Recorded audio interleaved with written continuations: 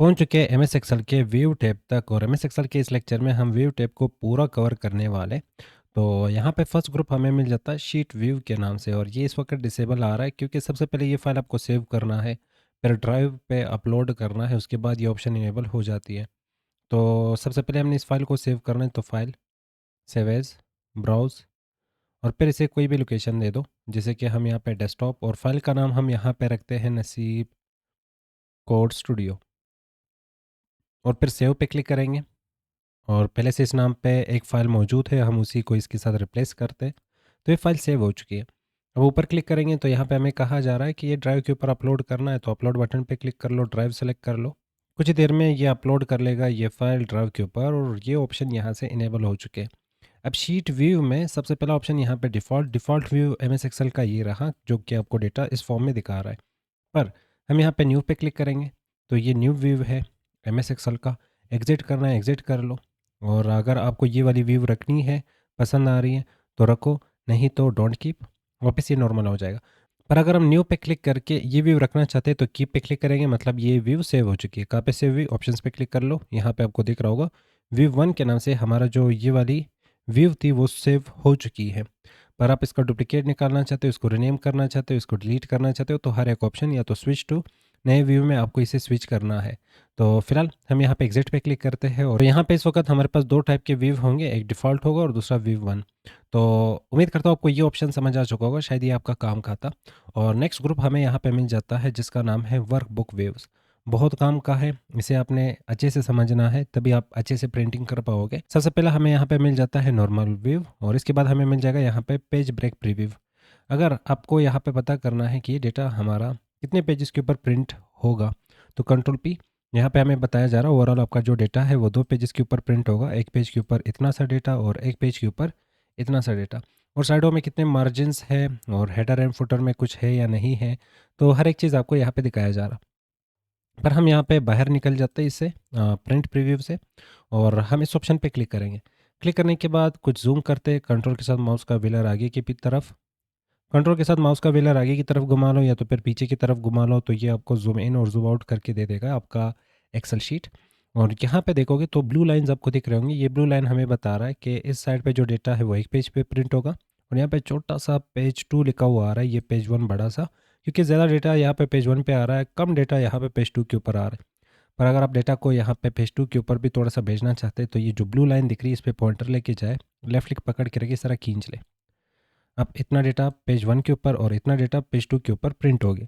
और इसके अलावा हमारे पास यहाँ पे ब्लू लाइंस मज़ीद हैं, जो डेटा आपको प्रिंट नहीं करना, आप सिंपल ये ब्लू लाइन के बाहर उसे निकाल दें, वो प्रिंट नहीं होगा। अगर हम अब कंट्रोल पी प्रिंट, तो ये 4 कॉलम्स, यहाँ पे 3 कॉलम्स और 2 पेजेस के ऊपर ओवरऑल डेटा आ रही है और बाहर निकल के ये वाला जो डेटा है वो यहाँ पे प्रिंट नहीं हो रहा। प्रिंट करना है तो वापस ये ब्लू लाइन इसके लास्ट पे छोड़ दे, तो ये डेटा भी प्रिंट होगी। पर अगर मुझे पूरा डेटा एक ही पेज के ऊपर प्रिंट करना है तो ये ब्लू लाइन पकड़ के रखे, लास्ट वाले ब्लू लाइन के साथ इसे टच कर ले, तो अब डेटा एक ही पेज के ऊपर प्रिंट होगा। अगर हम कंट्रोल पी प्रिंट करके प्रीव्यू देखते तो यहाँ पे ओवरऑल आप अपने पेज का डेटा देख सकते हो, कितना डेटा कितने पेज के ऊपर आ रहा है। नेक्स्ट ऑप्शन आपको यहाँ पे मिल जाता है पेज लेआउट के नाम से, जैसे कि हेडर, फुटर, मार्जिन्स, ये चीज़ें देखने हैं तो ये वाला लेआउट बेस्ट रहता है। तो हम इस ऑप्शन पे क्लिक करेंगे, इसमें हमें रूलर भी मिल जाता और रूलर को आप यहाँ से इनेबल और डिसेबल कर सकते हो। पर ऊपर यहाँ पे हेडर आ चुका है। अब अगर मैं यहाँ पे लिखता हूँ नसीब कोड स्टूडियो और इसके बाद यहाँ से ये डेटा हम कॉपी पेस्ट करते थोड़ा,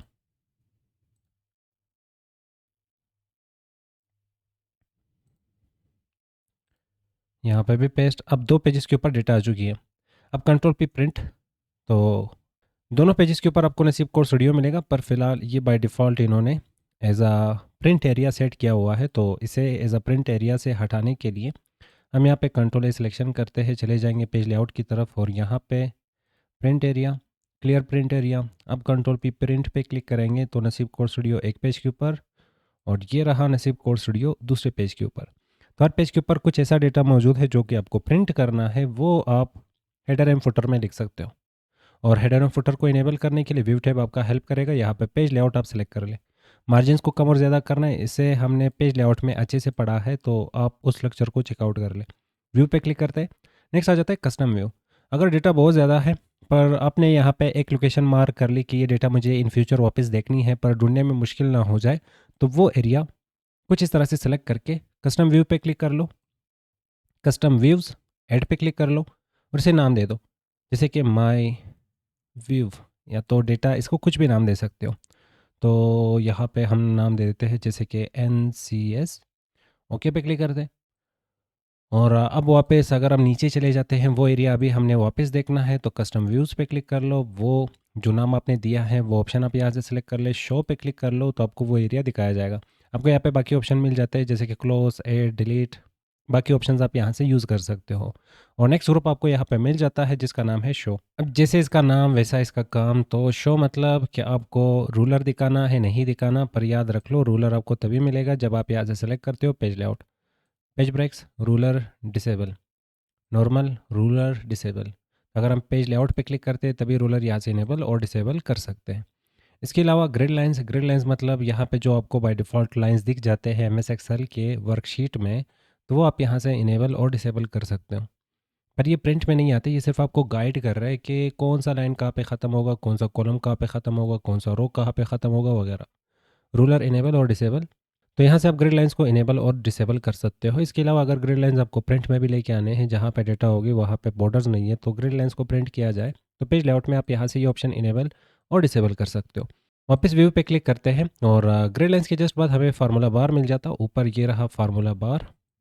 ये अगर आपको दिखाना है, नहीं दिखाना, ये ऑप्शन इनेबल और डिसेबल कर सकते हो। और फार्मूला बार को यहाँ से कस्टमाइज़ भी कर सकते हो, छोटा करना है, बड़ा करना है, तो कस्टमाइजेशन भी अलाउ है।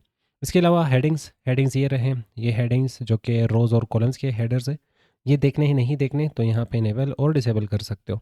डेटा टाइप के आइकन्स, अगर आपने ऑनलाइन कहीं से डेटा उठाई है उसके साथ आइकन्स भी आ रहे हैं, वो देखने ही नहीं देखने, तो आप इस ऑप्शन का यूज़ कर सकते हो।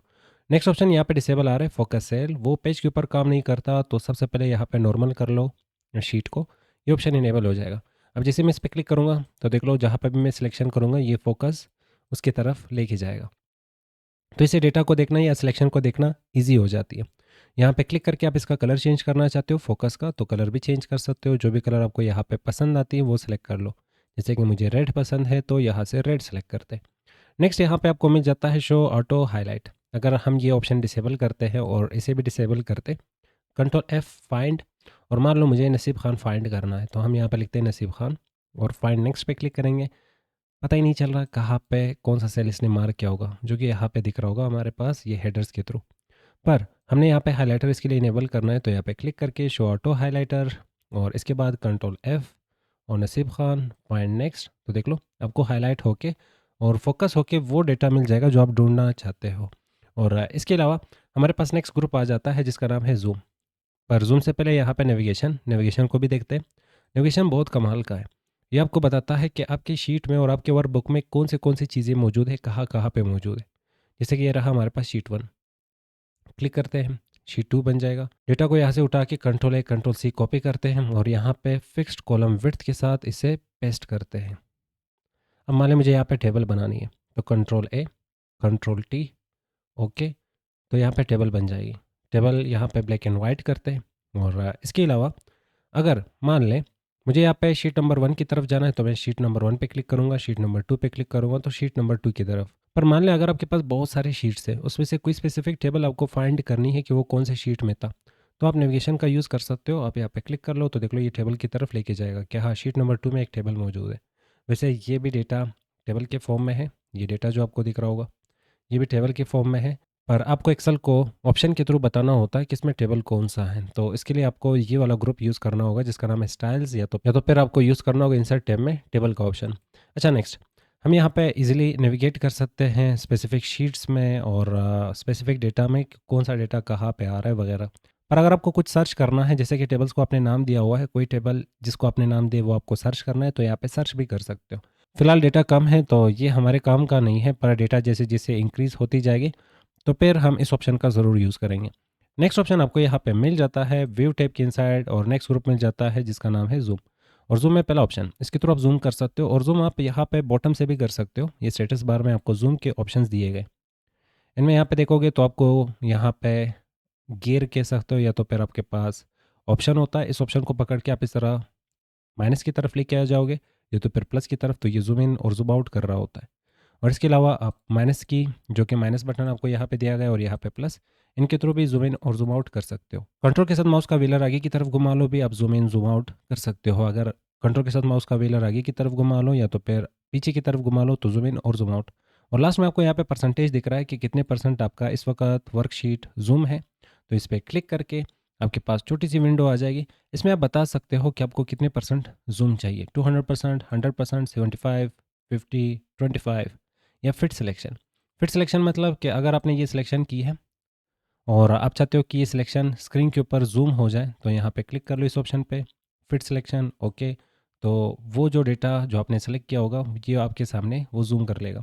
फिर क्लिक करके यहाँ पे आप बता भी सकते हो कि कितने परसेंट आपको ज़ूम करना है। वो ज़ूम के लिए वैल्यू यहाँ पे टाइप कर लो, जैसे कि 250 हम यहाँ पे टाइप करते हैं, ओके पे क्लिक करेंगे तो 250% ये ज़ूम हो चुका होगा। ये सेम काम आपका ये बटन कर रहा होता है, तो यहाँ पे भी वही सारे चीज़ें आपको मिल जाएंगे। इसके अलावा अगर आपको 100% ज़ूम चाहिए तो इस बटन पे क्लिक कर लो, ये 100% ज़ूम कर लेगा। ज़ूम टू सिलेक्शन, अगर आपने कुछ डेटा सेलेक्ट किया हुआ है, आपने उसे ज़ूम करना है तो ज़ूम टू सिलेक्शन पे क्लिक कर ले, ये आपके लिए वो डेटा ज़ूम कर लेगा। इसके अलावा नेक्स्ट ग्रुप आपको मिल जाता है विंडो के नाम से। और इस ग्रुप को जाना जाता है कि अगर आपको एम एस एक्सेल के वर्कशीट में या तो बुक में, एक ही बुक है पर उसमें मल्टीपल जगहों पे काम करना है। जैसे कि ये शीट है, इसमें मुझे एक ही साथ 2-3 जगहों पे काम करना है। डेटा बहुत ज़्यादा है पर मुझे एक ही साथ 2-3 जगहों पे काम करना है, तो फिर हम यहाँ पे ये विंडो वाला ग्रुप यूज़ कर सकते हैं। पर इसमें ये ऑप्शन बहुत कमाल का है, एक दफ़ा इसे पढ़ते हैं फिर बाकी ऑप्शन सारे एक दूसरे के रिलेटेड है। तो फ्रीज़, अब मान लें यहाँ पे हम डेटा नीचे की तरफ स्क्रॉल कर रहे हैं तो ऊपर ये हेडर्स गायब हो रहे हैं। तो मुझे नीचे डेटा के साथ भी ये हेडर्स देखने हैं। तो हम यहाँ पे सिंपल इसे फ्रीज़ कर सकते हैं। किसे फ्रीज़ करेंगे? तो यहाँ पे स्टार्ट में हमने कर्सर रखा और फिर फ्रीज़ पेन्स पे क्लिक करते फर्स्ट ऑप्शन पे क्लिक करेंगे। अब नीचे स्क्रॉल कर रहे हैं, याद रख लो जहाँ पे भी कर्सर होगा, जहाँ तक सिलेक्शन होगा वहाँ तक ये फ्रीज़ कर लेता है। तो मान लें मैंने यहाँ पे कर्सर रखा, यहाँ पे क्लिक करके अनफ्रीज़, सिर्फ मुझे फर्स्ट रो फ्रीज़ करनी है तो फ्रीज़ टॉप रो। तो सिर्फ ऊपर वाली यहाँ पे जो रो है वो फ्रीज़ हो चुकी है। तो देख लो यहाँ पे ये स्क्रॉल नहीं हो रहा। तो हम यहाँ पे क्लिक करके अनफ्रीज़ और फिर यहाँ पे क्लिक करके फ्रीज़ फर्स्ट कॉलम, इस पे क्लिक करके फर्स्ट कॉलम यहाँ पे फ्रीज़ हो चुका है और बाकी डेटा यहाँ पे स्क्रॉल हो रहा है पर फर्स्ट कॉलम यहाँ पे नहीं। वापस यहाँ पे क्लिक करके अनफ्रीज़।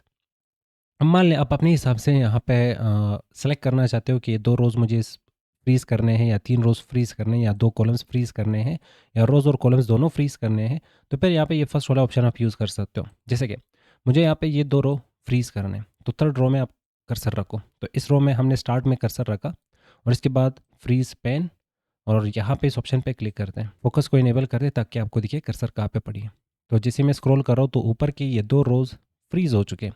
अगर हम यहाँ पे क्लिक करके अनफ्रीज़ करते हैं, मान लें मैंने कर्सर यहाँ पे रखा। अब टॉप पे मैंने 3 रोज़ छोड़े और लेफ़्ट साइड पे मैंने 1 कॉलम छोड़ा। तो 1 कॉलम फ्रीज़ हो जाएगा और ऊपर के 3 रोज़ फ्रीज़ हो जाएँगे। तो हम यहाँ पे वापस फ्रीज़ पेन्स और स्क्रॉल करेंगे तो ऊपर के 3 रोज़ और लेफ़्ट के 1 कॉलम यहाँ पे फ्रीज़ हो चुका है। वापस यहाँ पे क्लिक करके अनफ्रीज़ कर सकते हो। नेक्स्ट यहाँ पे समझते हैं यहाँ पे न्यू विंडो, अरेंज ऑल वगैरह। तो अगर हमें एक ही वर्कबुक में मल्टीपल जगहों पे काम करना है तो इस ऑप्शन पे क्लिक करेंगे, या हमें सेम वर्कबुक का दूसरा विंडो ओपन करके दे देगा। तो हम यहाँ पे वापस क्लिक करते हैं व्यू पे। अब अगर दोनों विंडोज़, जैसे कि ये एक विंडो ये दूसरी विंडो है, अब अगर दोनों विंडोज़ मुझे साइड बाय साइड देखना है वगैरह तो अरेंज ऑल पे क्लिक कर लो।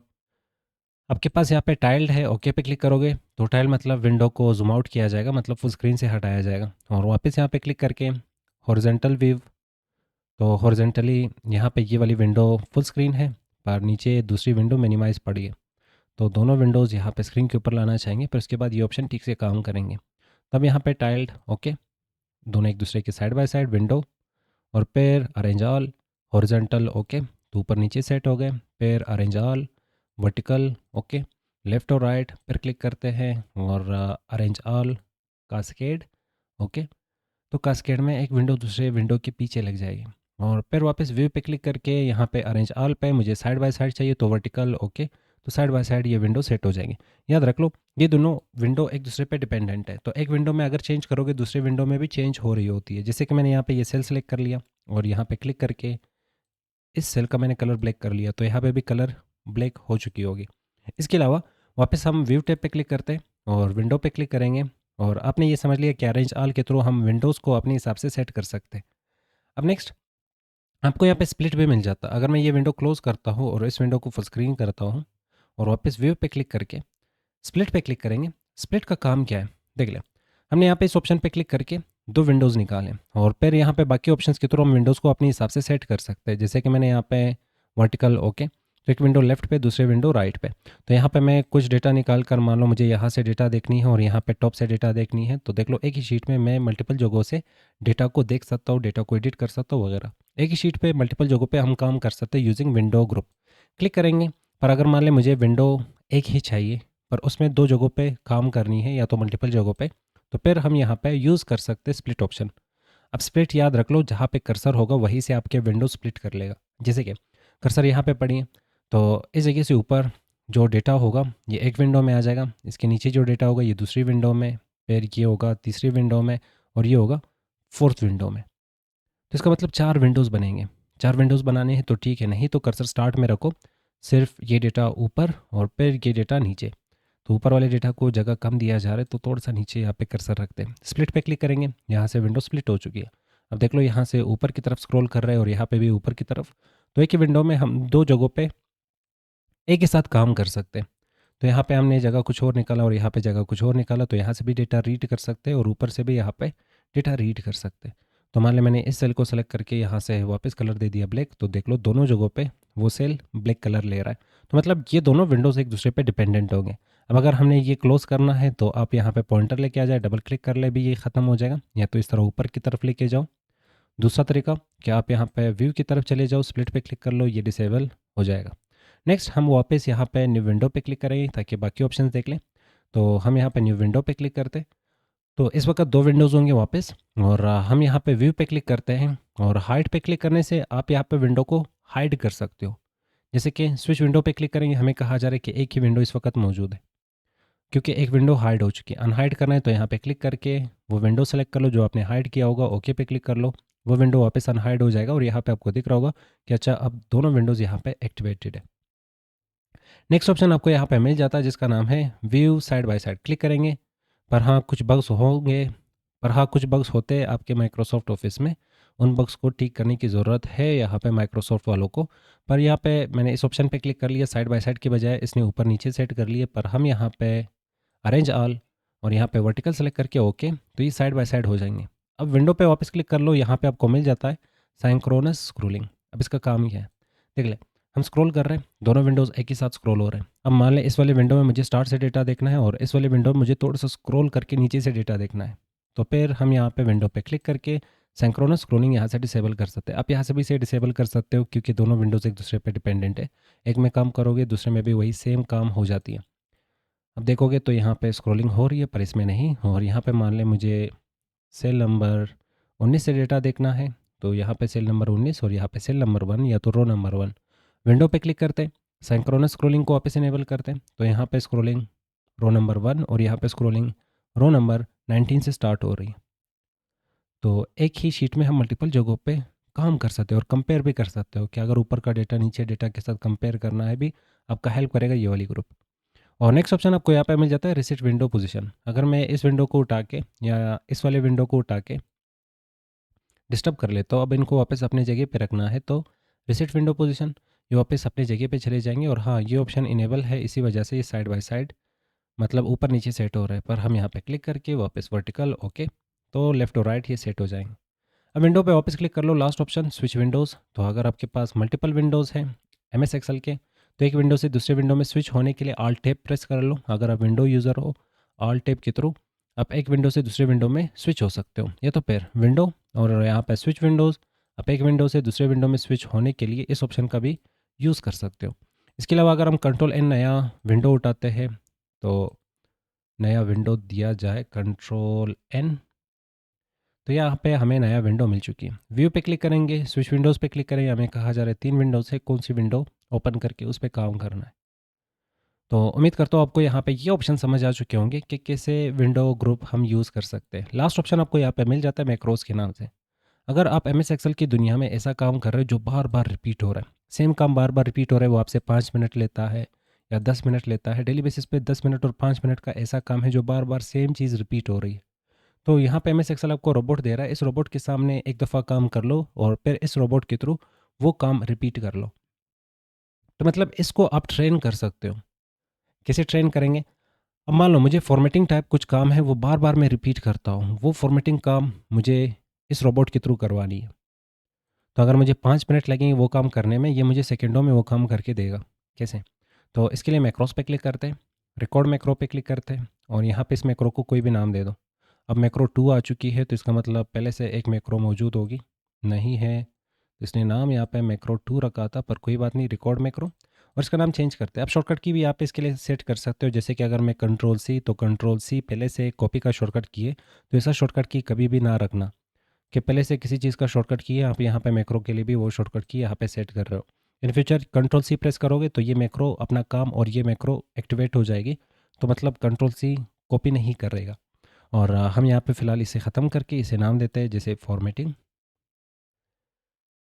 फॉर्मेटिंग 1 के नाम से मैंने इस वाले मैक्रो को सेव करना है और ओके पे क्लिक करने से मैक्रो एक्टिवेट हो चुका है, तो इस वक्त रोबोट आपको देख रहा है। अब होम टैब पे क्लिक कर ले, मतलब ये एग्जांपल है, आप किसी भी चीज़ के लिए इसे यूज़ कर सकते हो। मैंने यहाँ पे सबसे पहले कॉलम का जो साइज़ है वो बढ़ानी है, और बोल्ट पे क्लिक करते हैं, इटैलिक पे क्लिक करते हैं, अंडरलाइन पे क्लिक करते हैं, background colour black, text colour white, text को यहाँ पे सेंटर और साइज़ बढ़ाते हैं 14, और इसके बाद यहाँ से हमने मान लें कोई भी फ़ॉन्ट उठा के दे दिए। अब इतना सारा काम हमने किया और मान लें इसे हमें करने में 10 और 20 सेकंड लगे। अब बार बार ये काम करेंगे तो बहुत टाइम लगेगा, तो हमने यहाँ पे व्यू टैब में मैक्रो के सामने ये काम कर लिया। याद रख लो, मैक्रो के सामने आपने टेक्स्ट टाइप नहीं करना। अगर आप फॉर्मेटिंग हर एक टेक्स्ट पे लगाना चाहते हो, किसी भी टाइप के टेक्स्ट पे लगाना चाहते हो, तो टेक्स्ट इसके सामने टाइप मत करना। अगर टेक्स्ट टाइप करोगे तो ये वही सेम टेक्स्ट टाइप करके उसके ऊपर ये फॉर्मेटिंग लगा लेगा। तो हमने टेक्स्ट टाइप नहीं किया पर फॉर्मेटिंग अप्लाई कर लिया, तो इन फ्यूचर हम किसी भी टेक्स्ट को सेलेक्ट करके मैक्रो के थ्रू ये वाली फॉर्मेटिंग उस टेक्स्ट पे लगा सकते हैं। तो मैक्रोस पे क्लिक करेंगे, स्टॉप रिकॉर्डिंग पे क्लिक करेंगे, और यहाँ पे हमें स्क्रिप्ट के लिए भी गाइड किया जा रहा है, जो कि हमें फ़िलहाल के लिए स्क्रिप्ट नहीं चाहिए, तो इसे क्लोज़ करते हैं। मैक्रो हमारी सेव हो चुकी है, व्यू मैक्रोस पे क्लिक कर लो, यहाँ पे आपकी मैक्रो मौजूद है। अब मैक्रो को एडिट कर सकते हो, स्टेप इनटू, डिलीट और मज़ीद ऑप्शन। फ़िलहाल मान लें यहाँ पे कुछ टेक्स्ट हम लिखते हैं, मैंने यहाँ पे लिखा नसीब खान, और टेक्स्ट को सेलेक्ट करते हैं और इसके बाद मैक्रोस पे क्लिक करेंगे, व्यू मैक्रो पे क्लिक करते और यहाँ से इसे करते रन। हाँ, यहाँ पे ये कॉलम कस्टमाइजेशन को इग्नोर कर रहा, पर कोई बात नहीं, यहाँ पे हम खुद से कॉलम रिसाइज़ करते हैं। तो देख लो हमारा यहाँ पे एडिटिंग कितना आसान हो चुका है। अब अगर आप ये मैक्रो किसी बटन के थ्रू करना चाहते हैं तो इंसर्ट, शेप्स, कोई भी एक शेप उठा लें और ड्रा कर लें। हम यहाँ पे इसमें लिखते हैं formatting, control A selection, home tab, centre alignment, bold, और थोड़ा सा इस बॉक्स को रिसाइज, मतलब एडिटिंग कर रहे हैं नॉर्मल सा, और फॉर्मेटिंग मुझे इसका पसंद नहीं है, तो हम यहाँ पे शेप की जो इफ़ेक्ट्स है वो यहाँ से चेंज कर लेते हैं, और कलर हमें रेड चाहिए होगा। कुछ इस टाइप का हमने बटन बना लिया। अब इस बटन पे क्लिक करने से मैं चाहता हूँ कोई भी टेक्स्ट मैं सेलेक्ट कर लूँ, इस बटन पे क्लिक करने से वो टेक्स्ट फॉर्मेट हो जाए। तो इस बटन पे राइट क्लिक कर लें। वैसे तो ये शेप है पर बटन की तरह ये काम करने लगेगा अभी। तो हम इस पे राइट क्लिक करते हैं और असाइन मैक्रो पे क्लिक करेंगे, वो मैक्रो सेलेक्ट करके इसे दे दो। अब जैसे मैं यहाँ पे क्लिक करके लिखता हूँ नसीब कोड स्टूडियो, और हम यहाँ पे टेक्स्ट पे क्लिक करके इस बटन पे क्लिक करेंगे, तो टेक्स्ट फॉर्मेटिंग बटन हमने बना ली और इसमें हमारा हेल्प किया मैक्रोज़ ने। अगर आपने प्रोजेक्ट देखा है जो कि सिस्टम मैनेजमेंट का प्रोजेक्ट हमने एक्सेल में सीखा, तो उसमें इस चीज़ को अच्छे से समझाया गया है, उसमें इन डेप्थ समझाया गया कि हाँ, आप कुछ इस टाइप के काम भी इसके थ्रू कर सकते हो। काम लेंथी हो या शॉर्ट हो, पर वो बार-बार आपसे रिपीट हो रहा है, तो इस ऑप्शन के थ्रू वो काम ऑटोमेट कर सकते हो। तो यहाँ पे व्यू टैब हो जाती है ख़त्म। नेक्स्ट टैब आपको मिल जाता है यहाँ पे हेल्प के नाम से, तो यहाँ से आप हेल्प ले सकते हो। इस बटन पे क्लिक करने से आप अपनी क्वेश्चन क्वेरी सर्च कर सकते हो और उसके रिलेटेड आपको यहाँ पे आंसर मिलेंगे। कॉन्टैक्ट सपोर्ट, अगर आप मेंबर हो माइक्रोसॉफ्ट वालों का तो ये ऑप्शन आपको मिल जाएगा। तो यहाँ से आप इनके साथ कॉन्टैक्ट कर सकते हो, कॉन्टैक्ट के थ्रू आपको सपोर्ट किया जाएगा या आपका हेल्प किया जाएगा। अगर आपको एम एस एक्सेल में कुछ पसंद नहीं आता या पसंद आता है, फीडबैक देना है, अपनी राय देना है, तो इस ऑप्शन का यूज़ कर सकते हो। अगर आपने ट्रेनिंग लेनी है तो ये ऑप्शन, जो कुछ नया आ जाता है वो इस ऑप्शन के थ्रू आप देख सकते हो। कम्युनिटी चाहिए, एक्सेल के ब्लॉग्स पढ़ने हैं या तो फिर मोबाइल के लिए ऐप, तो आप यहाँ पे हेल्प ग्रुप का यूज़ कर सकते हो।